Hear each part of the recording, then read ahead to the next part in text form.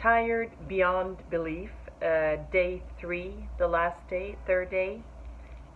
We got to meet Nana Furman, who is a Muslim woman with a hijab on, and she said that being Muslim, having a hijab, and an immigrant woman and climate fighter, she did not feel comfortable when Trump was elected, but she's still rising for climate.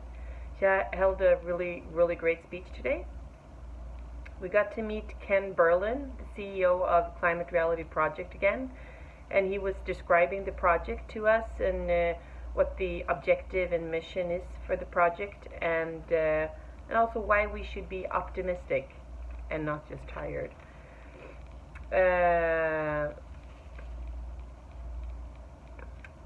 He also said about climate change, you can hide from it, you can rationalize it, but Mother Nature is relentless in forcing us to face the truth of climate change, which I guess is the truth. And we've seen that with all the droughts and fires and flooding and everything across the world. And also I learned a new word, or two new words, probably two new words. Rain bomb, or bomb rain. That's when it's like pouring. It's like just, yeah, you get it. Then Mr. Al Gore came up and held his Truth to 10. He took the 2-hour presentation and made it in 10 minutes, and I don't think he was breathing even once. I thought he was going to faint. And he said, there's one important thing to remember when you do your presentation on climate change: limit the number of complex slides. There's so much complexity when it comes to climate change. Try to have not too many. Try to lead with your heart. He was talking about your time budget, how much time you have when you do your presentation. He had 10 minutes today. Make sure you know what your time budget is. You also have a complexity budget. Oh, the air conditioning is turning on here.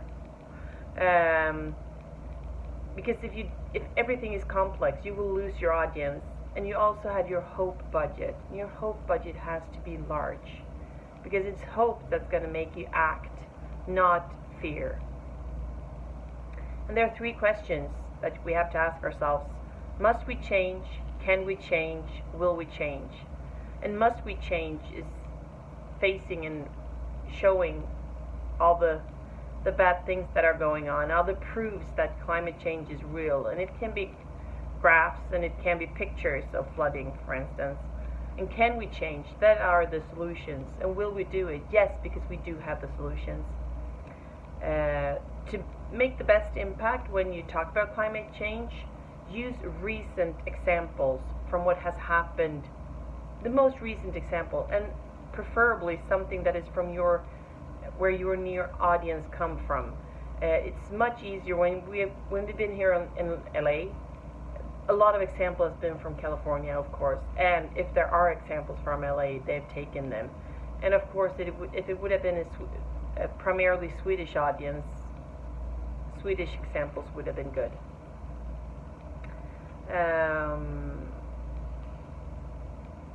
We got to listen to a panel that had a guy named Jonathan Scott, who's made some films, and apparently he's making a new film now. It's called Power Trip. I googled that, and you get something from 2003.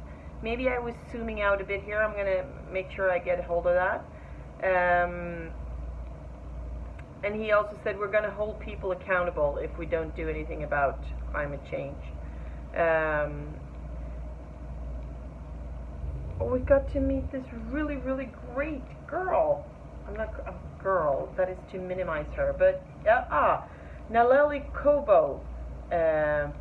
She lives outside LA, and she lived next to an oil field, and she got asthma, she got rashes, and when she was 9 years old, she tried to rise up to and to do something about it. And she was told that let the you don't know anything about this.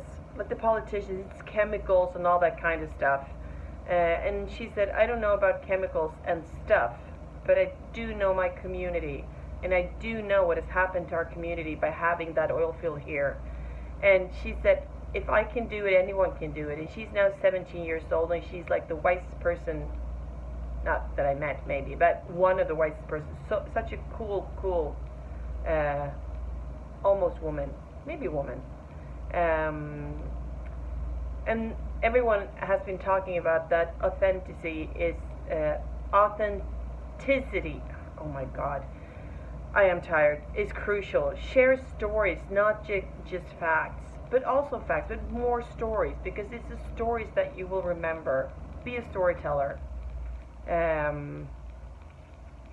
Yeah, and then we got our diploma. And Mr. Al Gore held a finishing speech where I also thought he was just going to pass out, but he didn't, which I think was good. A lot of people has left. Some are leaving this weekend, and I'm going home tomorrow, Friday, early in the morning, and then I will land early morning Saturday. It's been a great experience, and I can't wait to tell everyone who wants to listen what I learned. And for everyone who's listened to all three, thank you. You've done amazing. And I will see you soon.